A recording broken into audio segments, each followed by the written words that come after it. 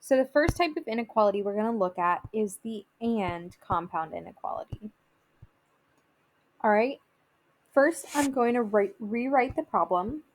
Negative 8 is less than or equal to h minus 2, which is less than 1.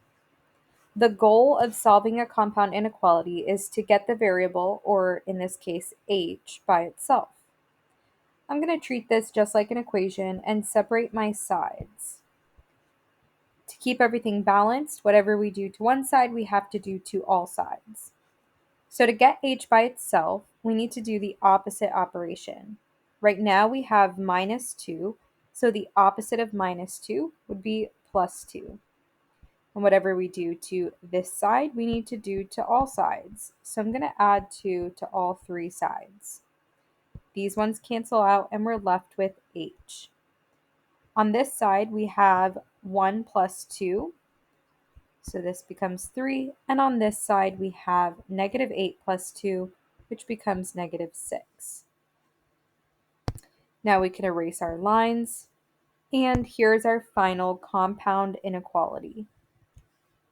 To graph this, I'm going to draw a number line, place 0 in the center, and I'm going to estimate about right here is negative 6, and about right here is 3. To graph a compound inequality, all you need to do is connect the 2 points. So for h is greater than or equal to negative 6, I'm going to have a point on negative 6, and that point's going to be filled in because it could be equal to negative 6 or greater than. So for this line, I would be headed in this direction since h is greater than negative 6. For h is less than 3, I'm going to have an open point because it's not less than or equal to. So 3 is not included as a solution. Now this one's line, because h is less than 3, is going to be headed in this direction. All right. If I were to draw the intersection of these two lines, it would be between the 2 points.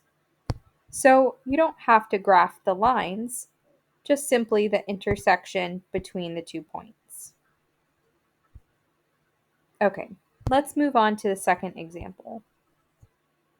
In example number 2, we have an or compound inequality, and that's when 2 or more inequalities are combined by the word or.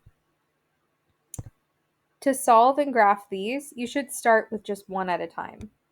So I have 4n plus 8 is less than or equal to 16. All right, to solve this for n, I'm going to draw my line to help me keep track of my sides. And I'm going to get rid of everything else that's around n. The first thing I'll do is subtract 8 on both sides, the opposite operation of positive 8. That cancels out, and 16 minus 8 leaves me with positive 8. It's less than or equal to, we have 4n. Now I'm going to get rid of the 4, and right now it's being multiplied by n, so I'm going to divide, the opposite operation.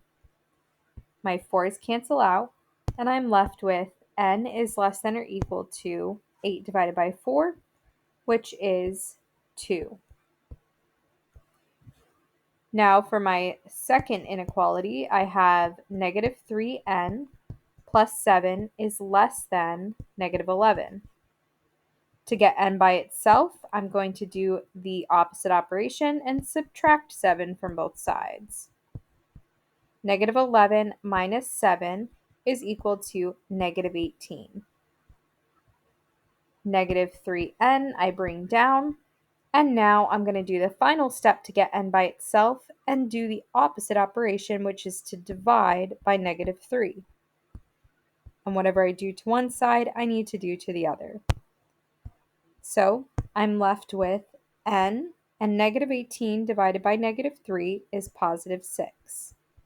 Now, because I divided both sides by a negative, the rule for inequalities is that you have to flip the inequality symbol to keep the inequality true. So I have n is greater than 6. Now, these two inequalities are joined by the word or, and that is what makes them a compound or inequality. Now I'm going to graph this solution on a number line. I'm going to start with 0 in the center, and then 2, and then 6 about right here. So for an or compound inequality, our lines go in opposite directions. There's no intersection.